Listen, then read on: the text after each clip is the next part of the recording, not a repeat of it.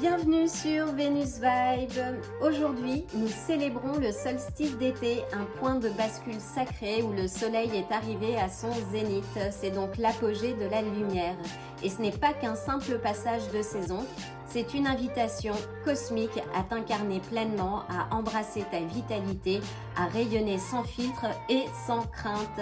C'est donc un tirage spécial où je t'invite à célébrer ta lumière intérieure, à laisser fleurir tes intentions les plus profondes et à planter les graines qui vont te nourrir au cours des prochaines saisons. Une très belle occasion à saisir. Il faut savoir que le solstice d'été était célébré depuis la nuit des temps et considéré comme un moment d'équilibre, d'offrande au soleil et de gratitude pour l'abondance à venir. Dans les traditions païennes, par exemple, le solstice était connu sous le nom de l'Ita, fête de l'abondance, de la fertilité et de la créativité. Des feux immenses étaient allumés pour honorer le soleil, on dansait autour, on sautait au-dessus des flammes pour se purifier, se protéger, appeler à la fécondité dans tous les domaines, que ce soit des projets, des idées, des naissances, visibles ou invisibles. Chez les Scandinaves, par exemple, on fête également Midsommar, l'une des fêtes les plus importantes où l'on s'orne de couronnes de fleurs, on danse autour du mât, on prépare des banquets et des rituels autour de la fertilité, de la nature et de l'amour. Et comment parler de l'amour sans évoquer Apollon, qui était le dieu du soleil et de la lumière, de la poésie et de la guérison également. Et on peut remonter encore plus loin, chez les Égyptiens par exemple, le solstice d'été marquait un moment crucial dans leur calendrier sacré, parce que c'était étroitement lié à l'arrivée de l'étoile Sirius et à la crue du Nil, source de fertilité, de prospérité, mais aussi de régénération pour tout le peuple égyptien. C'est donc le parfait moment pour honorer ta lumière, faire preuve de résilience et de gratitude, mais aussi de canaliser les énergies qui vont te servir à fleurir plus encore. Dans ce tirage, je t'offre une porte de passage où nous allons voir quelle est ta lumière aujourd'hui, ce que tu as besoin de laisser derrière toi dans les cendres, que ce soit des habitudes, des projets ou des personnes. Et nous allons découvrir quel feu sacré tu dois attiser pour les mois à venir. Je vais utiliser pour ce tirage les cartes du tarot classique pour un message clair, puissant et direct. En soutien, je vais m'appuyer sur les cartes du paquet Karma pour renforcer tes chakras et les énergies qui t'environnent. Et sans doute le jeu de cartes du tarot Maya, et je n'ai pas parlé du peuple Maya, mais le solstice d'été était également une fête centrale chez les peuples Mayas et Aztèques, et qui étaient des moments d'alignement astronomique sacré, parce que rappelons-nous, et ça je l'ai présenté dans une précédente vidéo, les Mayas étaient des astronomes de génie, des mathématiciens avancés, des chamans, des artistes, des bâtisseurs, et les pyramides sont construites pour capter la lumière du solstice avec précision. Et les Mayas, bien évidemment, étaient des gardiens, les gardiens du temps au sens sacré. Enfin, c'était une intro un peu plus longue que d'habitude, mais essentielle parce que le savoir et la connaissance, c'est aussi ton pouvoir. Nous allons commencer. Prépare-toi un thé, installe-toi confortablement. Je vais aligner les énergies avant de procéder au tirage de cartes. C'est parti!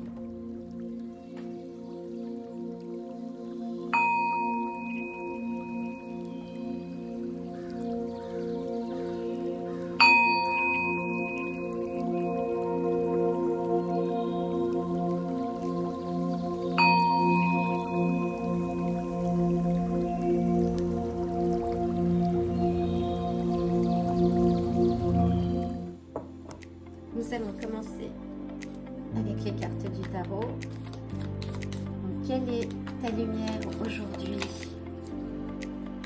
Qu'as-tu besoin de laisser derrière toi dans les cendres?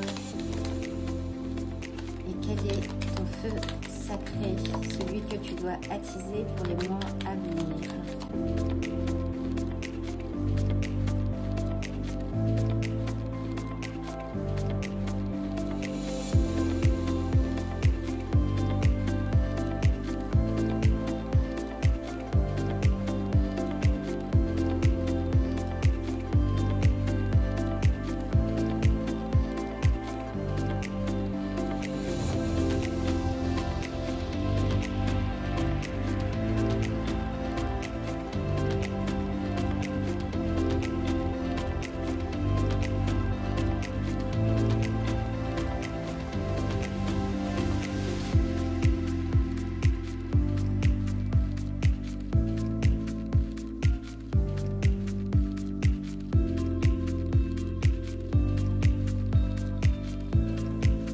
utiliser maintenant les cartes du paquet Karma pour avoir des directions complémentaires et savoir les énergies qu'il faut renforcer et les chakras également.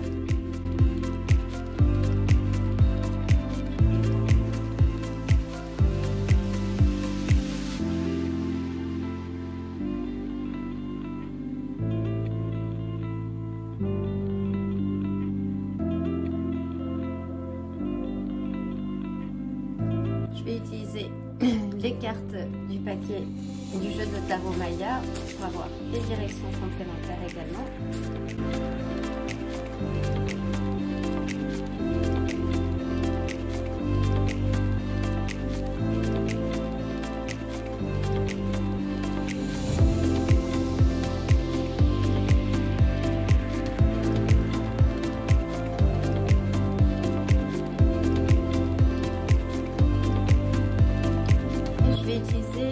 Cartes des portes de l'éveil.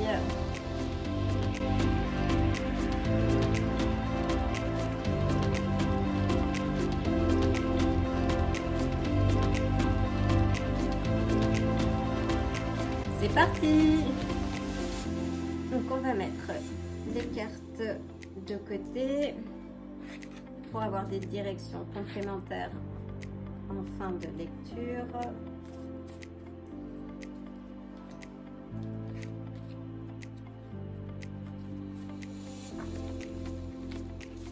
Commençons. Quelle est ta lumière aujourd'hui? Nous commençons avec le 10 d'épée, donc qui symbolise la douleur, la trahison peut-être. Oui, c'est la fin, une fin difficile en fait. C'est un peu un point de non-retour ou la conclusion d'une descente.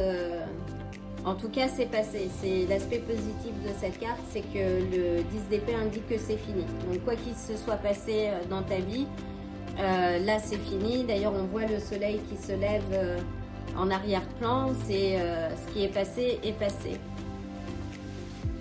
On a la reine d'épée qui symbolise l'indépendance, la clarté mentale, la vivacité d'esprit. Donc, il y a une prise de conscience par rapport à ce qui s'est passé. C'est aussi une figure qui n'a pas la langue dans sa poche.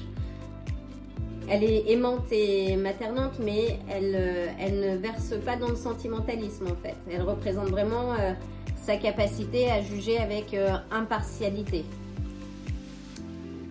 Continuons. On a le roi de bâton, donc qui est l'esprit de conquête, la détermination, qui est l'expert aussi à lever les blocages et à vaincre les obstacles. Il nous indique aussi de ne pas perdre de temps avec les personnes qui ne vous soutiennent pas dans vos projets de vie. Tu en es peut-être arrivé là, c'est-à-dire qu'après cette période douloureuse où il y a eu des trahisons, tu as posé des choses avec clarté, tu as gagné également en clarté et finalement à trancher voilà, en ta faveur. Tu arrives à un certain équilibre où tu as pu voir les solutions par rapport à ces événements et tu as fait le ménage. Donc là oui, on a le 10 d'épée donc, qui nous indique que c'est un peu une mort symbolique. C'est l'ancien toi, ton ancienne façon de penser. Donc c'est arrivé à son terme. Et là tu as traversé un peu le désert. Mais fini l'obscurité. Après l'obscurité, donc il y a le soleil qui se lève, c'est l'aurore, c'est un nouveau départ. Même si ça semble un peu dramatique comme carte, là en tout cas tu es prêt ou prête à renaître.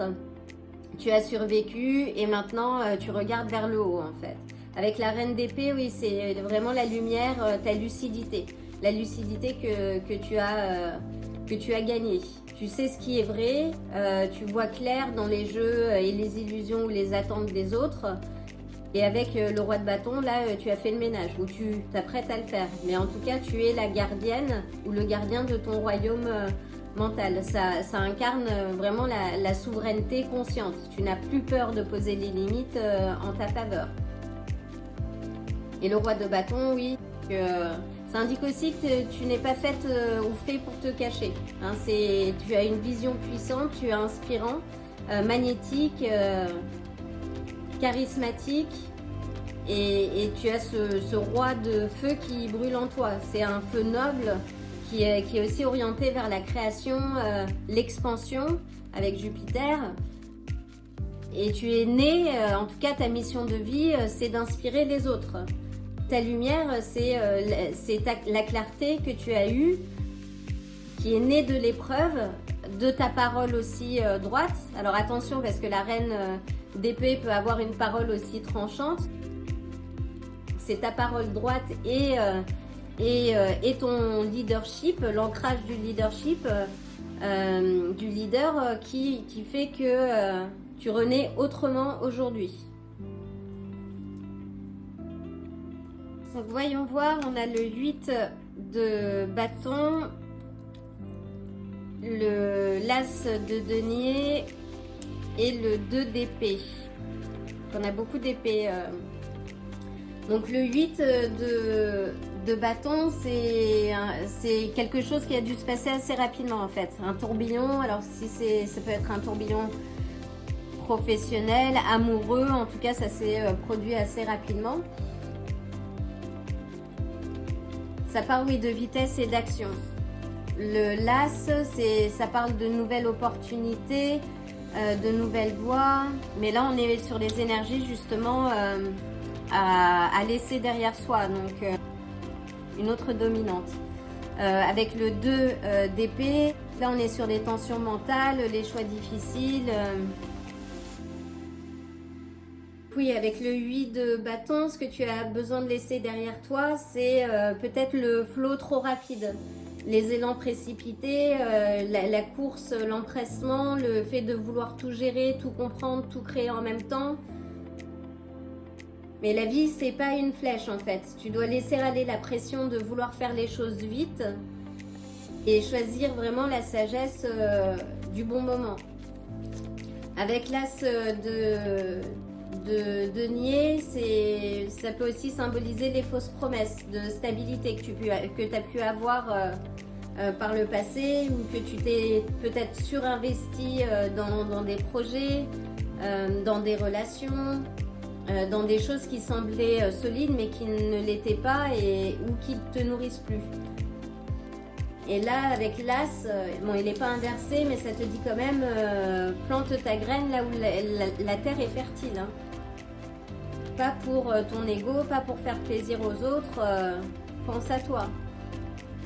Et le 2 d'épée, là c'est oui les postures défensives que tu peux avoir avec la reine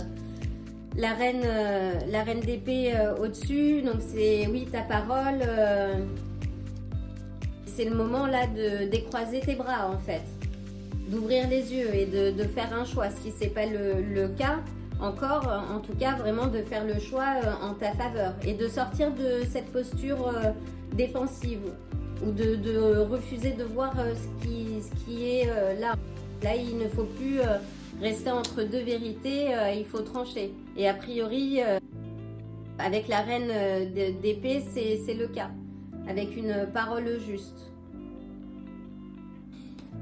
Voyons voir quel est le feu sacré que tu dois utiliser pour les mois à venir. Là, on a le 8 d'épée qui nous parle de libération mentale. Là, tu t'es enfermé par le passé dans des croyances limitantes, des peurs ou même des schémas hérités. Hein. Il y a beaucoup de peurs que l'on porte qui ne nous appartiennent pas en fait. Mais là, tu n'es plus prisonnière. Les liens sont mentaux, tu peux te libérer. Là, on voit avec le 8 d'épée qu'elle a la possibilité de se libérer, qu'elle ne le fait pas. Mais là, toi, tu le fais. Hein. C'est vraiment l'acte de te délivrer toi-même, de briser le sort, de sortir de la cage et de penser autrement. Et on a la justice derrière. C'est le feu de ta vérité intérieure. C'est ta propre balance. Avec en plus, parce que la reine d'épée, elle a ce côté juste. Là, on a la justice également. Donc, c'est vraiment mettre de la balance et être juste envers toi. Hein, retourne à tes valeurs fondamentales. C'est le moment d'aligner tes actions avec tes valeurs. C'est un feu qui est noble, ça éclaire ta route là, avec intégrité, et protège-toi des illusions, retire le bandeau et avance, parce que derrière on a le 3 des coupes, qui est quand même la joie partagée, la célébration, l'amour sincère. Donc entoure-toi vraiment des personnes qui te célèbrent, qui célèbrent ta lumière sans jalousie. Là, s'il y a eu des trahisons par le passé, fais le ménage. Comme t'invite à le faire le roi des bâtons, fais le ménage. Laisse dans le passé les gens qui ne te servent pas. Défais-toi des liens toxiques. Là, c'est une invitation, parce que ton feu sacré, c'est ta libération, la vérité et l'amour. C'est très bien ça. Donc, voyons voir les cartes du karma.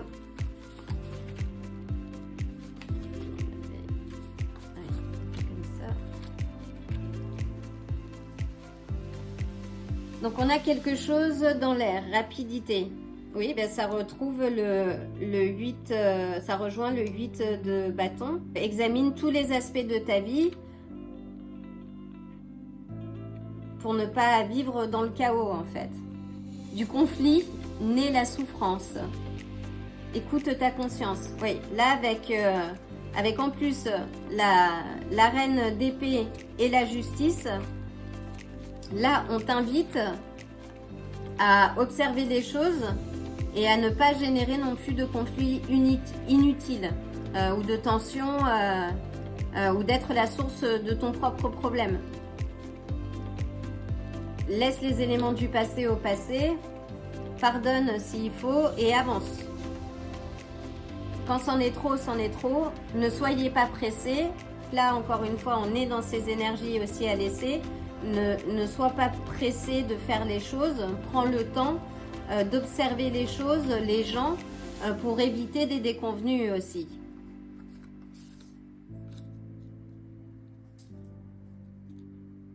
En conclusion, sur cette première partie, donc tu es passé un peu par le feu, tu as vu ce qui ne tient plus.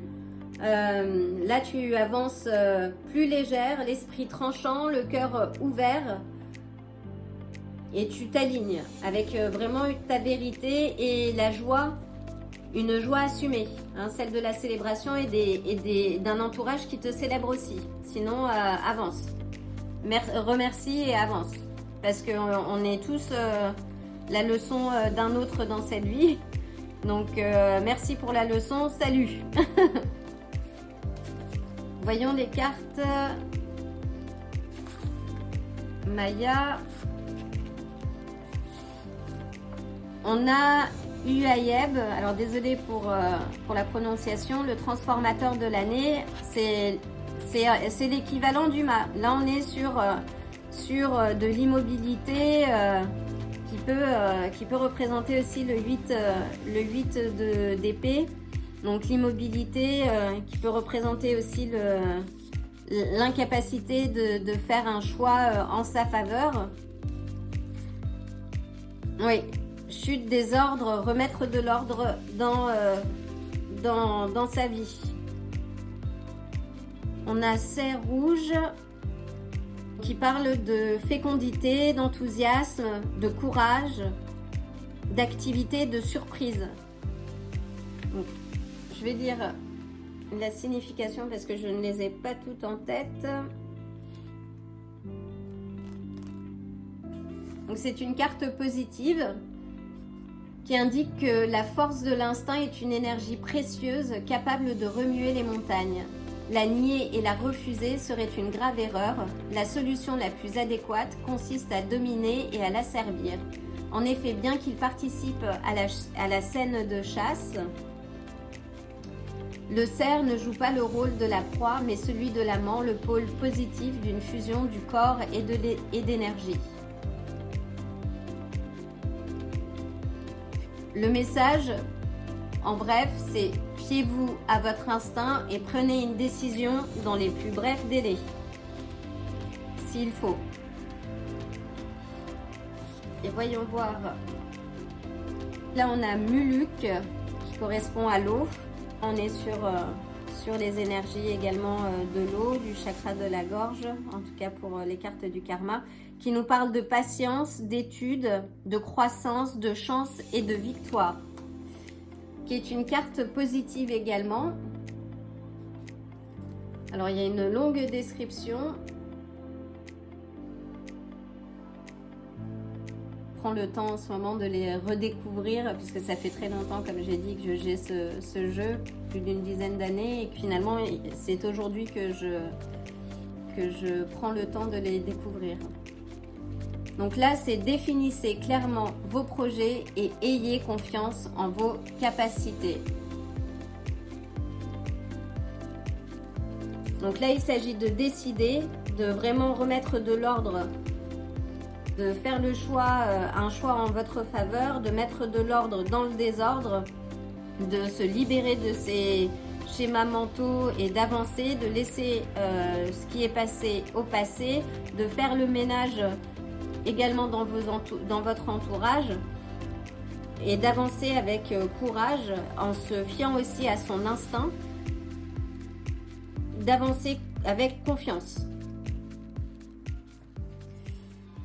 Que fais-tu de ton énergie?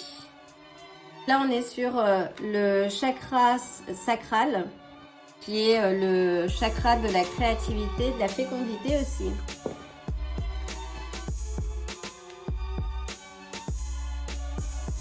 En règle générale, on passe 80% de son temps sur le problème et 20% sur la solution. L'idée ici est d'inverser ces proportions. Alors là, on est sur les lois Pareto en plus, c'est très intéressant. Deux façons de se positionner dans la vie. Éviter de ou chercher à, cela ne te conduit pas au même endroit. Éviter les conflits ne conduit pas à la bonne entente. Éviter la pauvreté ne mène pas à la richesse. Donc en bref, mets ton énergie au service de ce qui te nourrit. Je pense que le message est un peu plus clair. J'espère que ce message vous aura apporté des clés supplémentaires sur les énergies à travailler en ce solstice d'été. Je vous envoie le plein de belles énergies, le plein d'amour et je vous dis à très bientôt.